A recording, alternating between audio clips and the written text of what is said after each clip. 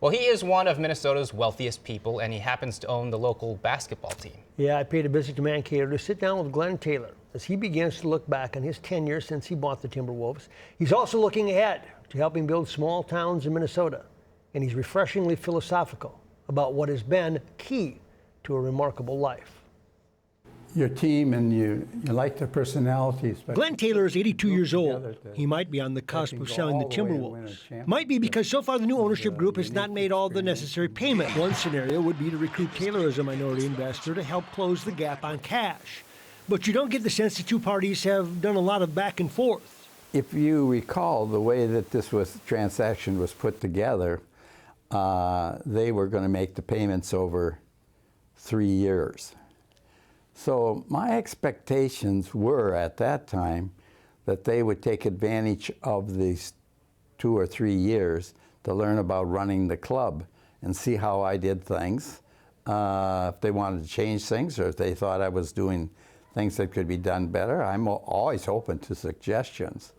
So I think whatever they should have done, they've already done or haven't done. And they better be prepared because they're going to have the ownership in the next 6 months. What has been elusive since he bought the team, winning a championship. And billionaires are not used to losing. Are you disappointed that in the tenure you guys haven't gone to the finals or won a championship? I'm very disappointed because I think at some years we had the talent to do it, but the injuries have just hurt us, or, I think mostly injuries have just really hurt us.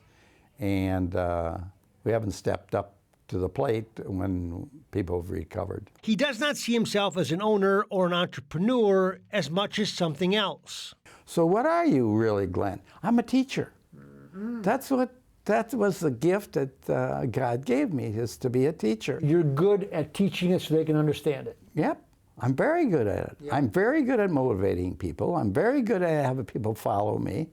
I'm very good at getting people enthused, and it's just a gift that I've always had. His latest project, a $172 million donation to help fund small towns through farming. He grew up on a farm, so now he wants to raise money from his land venture to help fund the communities. You gave last week $172 million in way, shape, or form to southern Minnesota and to the farming communities of which you grew up in. How did you arrive at what looks like an interesting way of doing it? Because you're giving land and you're encouraging people to stay in farming, and through that they can benefit. How did you arrive at that? Well, first of all, I'd say, Mike, I think you know the answer because you and I are from the same area. And we really appreciate our upbringing in these small communities. I think in a small community, one of the things that I've been told by the people that I know is trying to find daycare in a small community. Can we help support daycare for the little towns like Gaylord, like you would know? We had a community in Iowa that came to us and needed a fire truck. And they bought a good used one, but they only had half the money. Mm-hmm. The community could only raise half the money that they needed, but they definitely needed a fire truck for the farming community around there, and we contributed money so they could complete the deal. Growing up in the rural and serving in the state Senate is what changed him that way. When he dealt with problems people were facing that had no easy answers. When you're in the Senate, there's another whole group of people out there that are misfortunate. You learn, there's another whole group of people out here. You mean people that are just getting by every 2 weeks, and what do they need? Yeah. So he enters the final innings of life, still with the vigor for challenges like buying the Star Tribune. And the Star Tribune, what has that meant to you, that paper? What is the future of media? You've got the paper on your desk still, but you can't find the old stand that you'd go by and put the coins in, you can't find anymore. Is this good? What is this? What have you learned about it? I think it's an excellent tool for the citizens of Minnesota to know what's going on in the world. Yep.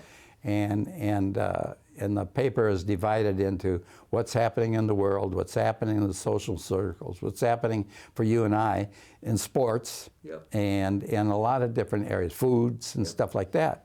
So I saw it as an asset and a very difficult one that's going to have a tough time in the future because of the competition of the different news media. And if this is his last chapter of ownership of the Timberwolves, he's content with his legacy to the hometown fans. But mostly what people say to me, Glenn, we really appreciate that you're the guy that saved the Timberwolves for Minnesota.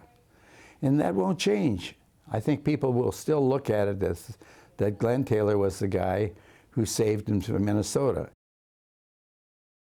Yeah, what a life. Yeah, and how he cool is might that? not be done owning the team. Maybe We'll have not. to see as you listen to that. We always see him at the Wolves game, sitting and watching every home game. Yep, and I think he wants to continue to do that no matter what. Wolves lost tonight in Dallas, 115 to 108.